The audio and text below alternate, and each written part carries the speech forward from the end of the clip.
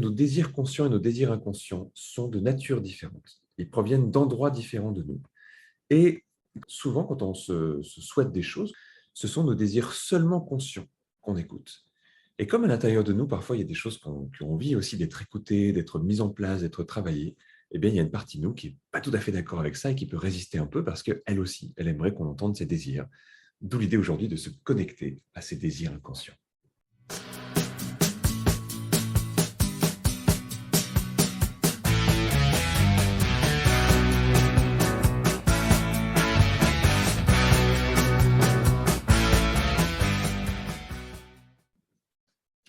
Alors, ces désirs inconscients, ils peuvent être assez différents des désirs conscients. Ça ne veut pas dire qu'ils sont forcément différents, ils peuvent être complémentaires, ils peuvent même aller dans la même direction. Quelquefois même, ils peuvent se superposer. Mais au fond, consciemment, souvent, on a une vision un peu partielle des choses. On a une vision qui n'englobe que ce qui est visible. Ce qui va nous venir, c'est aussi lié à nos émotions ou à ce qu'on comprend de ce qui se passe en nous, qui peut être une lecture un peu partielle. Là où à un niveau inconscient, il y a moins de censure, il y a une vision plus globale et il y a aussi plus de liberté. Et c'est par là, quelquefois, c'est des choses de nous, finalement, que nous-mêmes, on ignore. Little driving on a Saturday night. Come walk with me. Gonna dance the day away.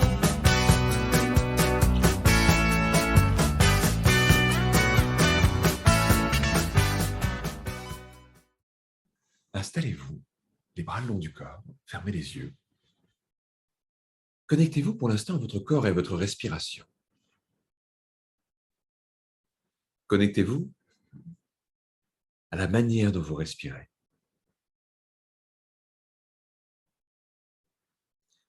Connectez-vous au rythme de votre corps et c'est comme ça que vous allez commencer à rentrer dans cette expérience.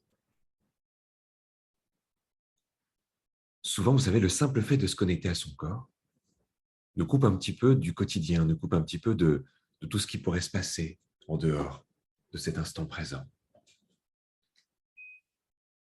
Parfois, on est tellement connecté à nous-mêmes qu'on en oublie le temps qui passe, on en oublie le monde qui continue à avancer. C'est comme si on faisait une pause avec nous-mêmes, une pause agréable, dans laquelle on peut être très disponible, très bien, une pause qui amène de l'introspection, de la profondeur et en même temps une certaine forme de détachement, de légèreté. On prend de la hauteur, on prend du recul. C'est comme si on pouvait s'envoler quasiment. S'envoler, survoler un peu le monde, le regarder de plus haut, se déconnecter de l'instant, se déconnecter de la manière dont le monde avance et évolue, jouer, avancer. Et en vivant ça, vous allez vous connecter encore un petit peu à votre corps, mais il peut être déjà un peu différent ce corps, comme s'il était plus léger, plus aérien, comme s'il était prêt pour une aventure, pour une expérience lui aussi. Et en vous connectant à votre corps, vous allez avoir la sensation que l'une de vos mains est plus légère que l'autre. Cette sensation, elle va vous appeler, elle va appeler votre curiosité, elle va appeler votre connexion mentale, comme si il y avait quelque chose à percevoir dans cette légèreté. Les bras sur le long du corps, vous écoutez cette voix, cette main devient légère, et elle devient si légère qu'elle commence tout doucement à se soulever. C'est étonnant une main qui devient légère. C'est agréable déjà. La légèreté est souvent un sentiment qu'on aime, qu'on ressent très agréablement. Et quand cette main elle devient légère, c'est un mouvement qui s'initie. C'est comme s'il y a quelque chose tout doucement qui venait soulever cette main, comme si elle était attirée vers le haut. Le mouvement est lent, parfois il y a des petits spasmes musculaires. Et cette main qui se soulève, c'est comme si votre part inconsciente prenait place de manière très douce et très agréable dans votre corps. Cette part inconsciente, elle est là, elle ressent des choses, elle est présente et connectée. Vous la ressentez, vous la percevez. Et en même temps, il n'y a pas besoin de savoir exactement comment elle fonctionne. Vous l'accueillez simplement, cette part de vous. La main se soulève. Elle s'envole. Peut-être de quelques centimètres au début à peine. Et puis ça monte encore, c'est comme attiré vers le haut, c'est comme de la fumée qui monte, c'est comme quelque chose qui s'envole. Comme porté par un courant, par un vent, par une énergie comme ça qui donne envie de monter, de s'élever. Ça monte. C'est pas seulement la main qui monte, c'est le poignet, c'est l'avant-bras, c'est peut-être jusqu'au coude ou jusqu'à l'épaule. Découvrez jusqu'où ça monte. Découvrez comment ça monte. Est-ce que la main part devant vous? Est-ce qu'elle part sur un côté? Ça monte, c'est très doux, c'est très agréable et vous ressentez de plus en plus cette part inconsciente de vous qui est là dans cette main. Elle est là, elle est présente. C'est comme si vous aviez invité une part de vous-même à venir au premier plan. C'est cette part de vous qui crée ces mouvements. Là où d'habitude on fait nos mouvements en conscience, là où on bouge volontairement, il y a là quelque chose d'involontaire, il y a là quelque chose qui se fait. Et c'est très agréable que quelque chose se fasse, n'est-ce pas? Il n'y a pas besoin de faire, il n'y a pas besoin de vouloir même, il y a juste l'étonnement, l'émerveillement. Quelque chose se fait.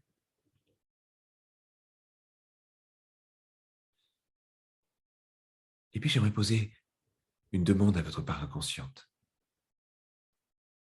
C'est une demande que vous-même, vous pouvez aussi poser à votre part inconsciente. J'aimerais savoir si elle serait d'accord pour répondre à certaines de vos questions,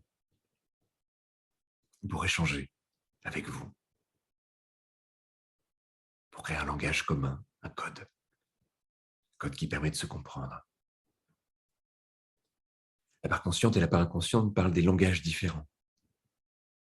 Le langage du conscient, il est raisonné, mental, logique. Il fonctionne par association d'idées, par lien de cause à effet. Le langage inconscient, il est poétique, métaphorique. Ça fonctionne par association d'idées. Il est multisensoriel. Il n'est pas seulement centré sur le présent. Il embrasse le temps, passé, présent et futur en même temps. Ce n'est pas un langage des mots, mais des sensations, des impressions, des intuitions. Quand ces deux parts se rencontrent, c'est comme deux étrangers qui se rencontrent, qui se connaissent à la fois très bien, mais parlent un langage différent et ne se comprennent pas toujours. Chacun s'exprime avec ses capacités. Aucune n'est supérieure à l'autre, mais elles sont de nature si différente qu'elles ont besoin d'un code commun. Ces deux parties-là, maintenant, elles se rencontrent. Elles ont besoin de ce code commun. Alors je vais demander à votre part inconsciente d'utiliser votre main, les mouvements de votre main, pour communiquer avec vous. Si vous posez une question à cette part de vous, et qu'elle souhaite vous répondre de manière positive, un oui, alors la main va plutôt être attirée vers votre corps, comme si elle bougeait tout doucement vers vous.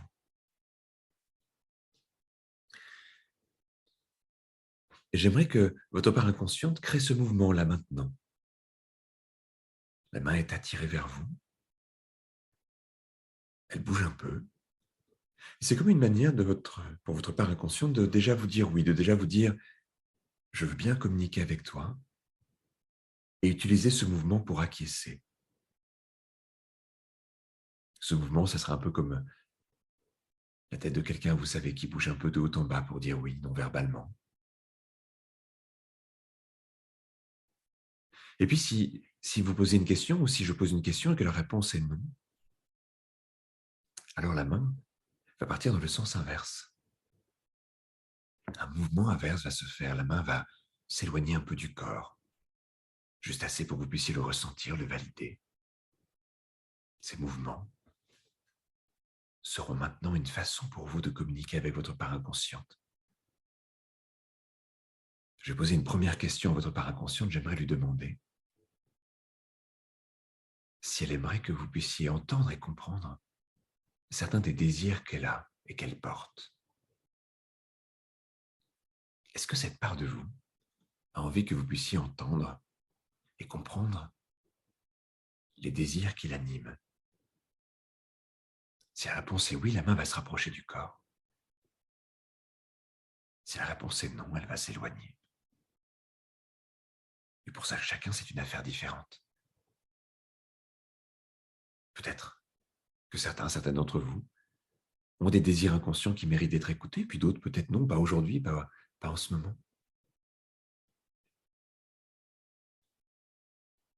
Si la réponse est oui, et j'imagine que c'est le cas pour une majorité d'entre vous, une grande majorité d'entre vous,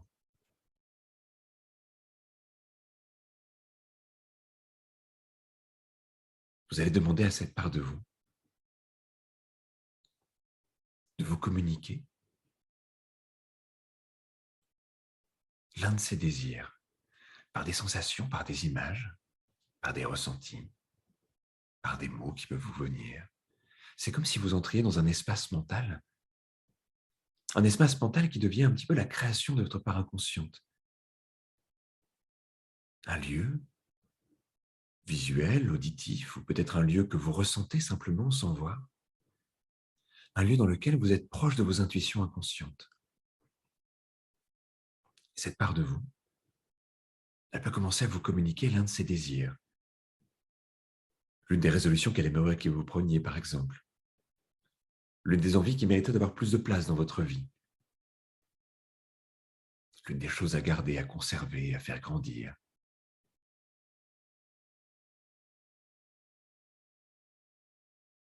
Laissez-vous simplement imprégner par la communication de votre part inconsciente.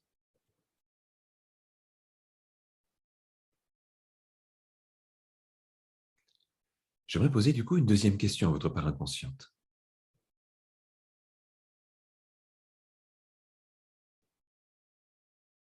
Est-ce que d'habitude, elle sent qu'elle a des moyens, des espaces pour vous communiquer ses désirs, pour que vous puissiez les entendre et les comprendre? Si la réponse est oui, la main va se rapprocher du corps, et si la réponse est non, si cette part de vous n'est pas toujours satisfaite des moyens de communication qu'elle a pour vous parler, ou peut-être de la manière dont vous percevez et dont vous entendez les intuitions qu'elle vous transmet, alors la main va s'éloigner un peu du corps. Et c'est intéressant de savoir si cette part de nous est satisfaite du rapport qu'elle a avec la part consciente. Ou si elle peut ressentir des insatisfactions quelquefois, si elle ne se sent pas assez écoutée, prise en compte.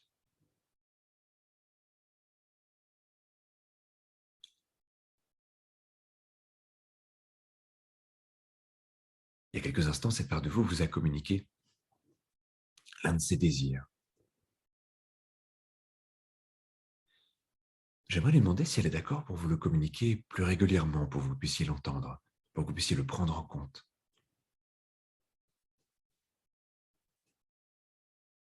Si elle peut trouver des moyens pour que vous puissiez vous y connecter un peu plus souvent à ce désir, à cette envie.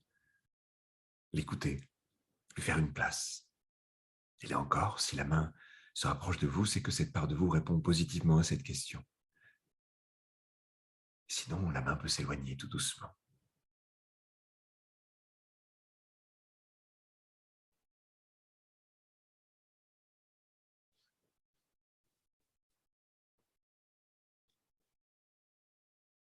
Et j'aimerais poser une dernière question à votre part inconsciente. J'aimerais lui demander si elle est d'accord pour que un moyen de communication puisse continuer bien après cette expérience que l'on est en train de vivre là. Que de manière à peine perceptible consciemment, votre main puisse bouger parfois, comme un petit signal. C'est quelque chose qui devra rester invisible pour quelqu'un d'autre, qui devra rester tout à fait confortable aussi dans toutes les situations de la vie. Un signal ténu, mais un signal qui vous appelle vraiment. Et ce signal devra arriver à chaque fois que cette part de vous pense qu'il est important ou utile que vous vous connectiez à son désir, à celui qu'elle vous a communiqué. Si c'est le cas, à chaque fois que cette part de vous voudra vous signaler son désir, elle pourra légèrement activer votre main Vous le sentirez, vous le saurez, vous pourrez toujours choisir de l'écouter ou de ne pas l'écouter, mais en tout cas, il y aura cette alerte, il y aura cette connexion à votre inconscient. Si cette part de vous est d'accord pour ça, la main va se rapprocher du corps, à nouveau.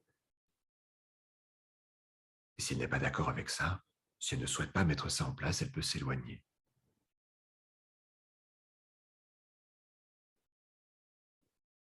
Et vous pouvez laisser cette réponse inconsciente se faire, s'installer,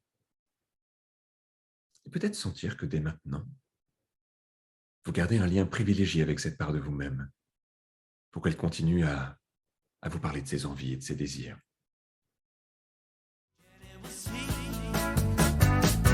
She always smiled